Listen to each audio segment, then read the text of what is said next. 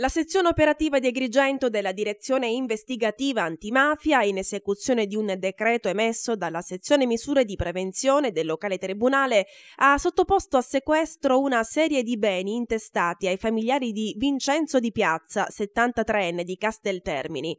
L'attività di indagine, coordinata dal procuratore aggiunto della DDA di Palermo, dottor Vittorio Teresi, è stata condotta dalla sezione operativa della DIA di Agrigento. Vincenzo Di Piazza è in atto detenuto in quanto condannato per associazione di tipo mafioso, ritenuto componente con il ruolo di capo della famiglia mafiosa di Casteltermini.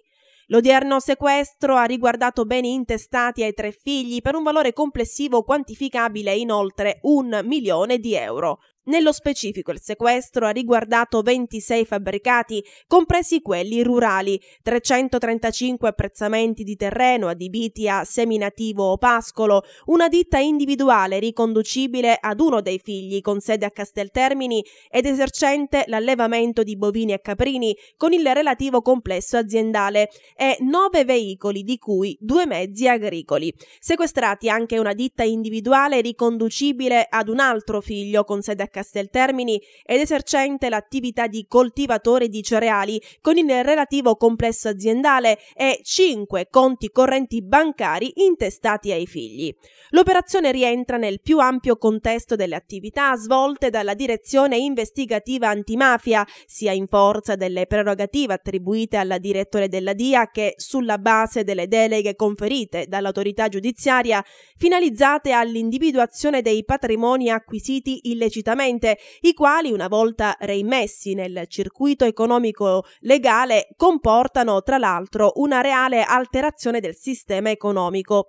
Nel 1995 Di Piazza veniva tratto in arresto dalla sezione operativa DIA di Agrigento per il reato di favoreggiamento personale aggravato nel corso dell'attività che aveva portato alla cattura del boss mafioso latitante Salvatore Fragapane, 57enne di Santa Elisabetta, attualmente detenuto in quanto condannato all'ergastolo.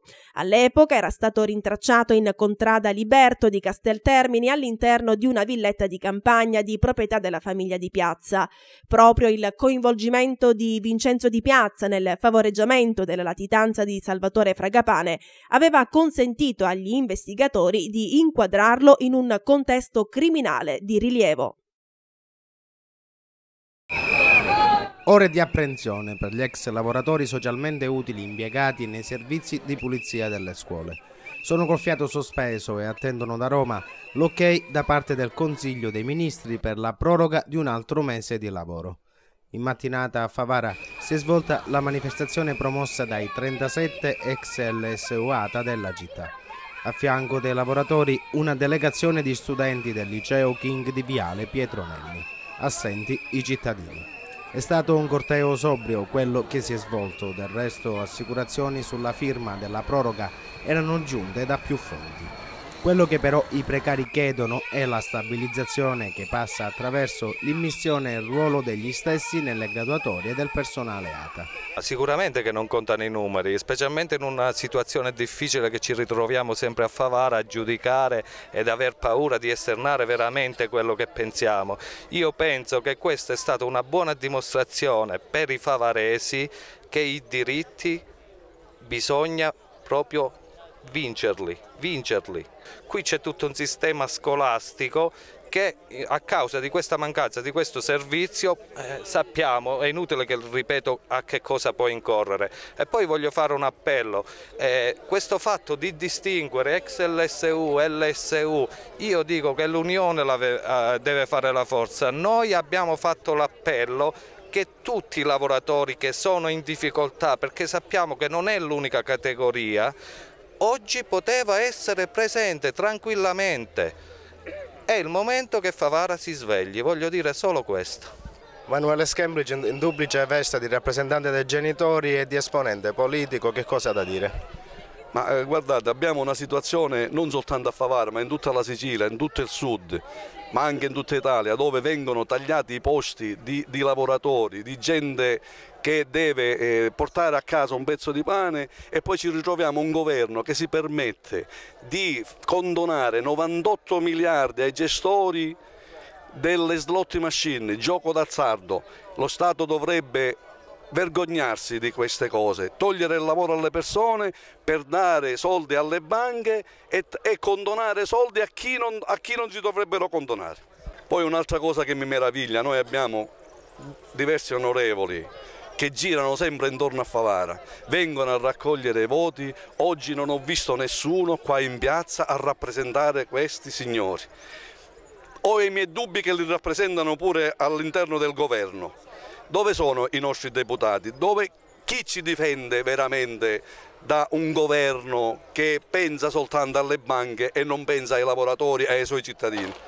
Al momento è l'unico consigliere presente al corteo. Vuol dire che io sono abituato ad andare nei cortei, non sono abituato semmai a fare passerella come qualche altro. La manifestazione odierna segue la seduta straordinaria urgente e aperta che si è svolta ieri sera ad Aula Falcone e Borsellino. Unanime è stato il sostegno e la vicinanza ai lavoratori che i consiglieri hanno espresso mediante l'approvazione di una mozione che chiede al governo la loro stabilità. Sostegno non solo morale ma anche economico. Sì, ci siamo messi per come doveva essere dalla loro parte a completa disposizione di tante famiglie che stanno vivendo un dramma. Oggi attraversiamo un momento molto particolare e vivere con l'ansia di dover perdere il potere, perdere il posto di lavoro credo che sia davvero drammatico. Il Consiglio Comunale si è immediatamente reso disponibile. Oggi abbiamo convocato l'assise più importante della città per dire la nostra e richiamare l'attenzione per quello che è nelle nostre possibilità. Abbiamo detto che siamo e saremo con loro anche nella manifestazione che faranno a Roma, li aiuteremo sia logisticamente che anche economicamente se ci sarà di bisogno, quindi siamo qui a fare sentire la voce delle istituzioni e della istituzione più importante. Ad Aula Falcone e Borsellino anche i deputati PD Capodicasa e Moscat.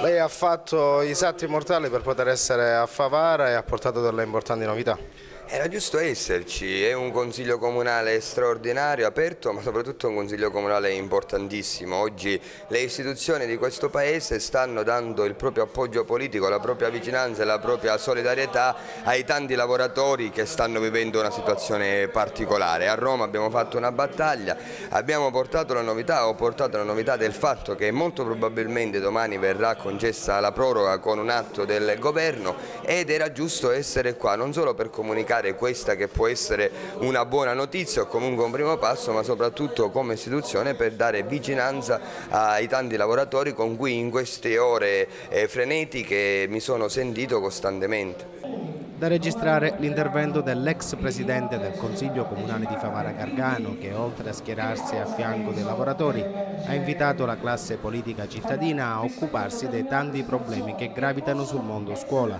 Primo fra tutti quello legato alla moribonda scuola media statale Mendola di Via dei Mille. Il dramma licenziamenti per i circa 250 ex LSU ATA della provincia di Agrigento sembra essere momentaneamente accantonato. Da lunedì prossimo però per questi lavoratori scatta l'ennesimo countdown, una situazione di precariato che gli stessi conoscono da oltre 13 anni.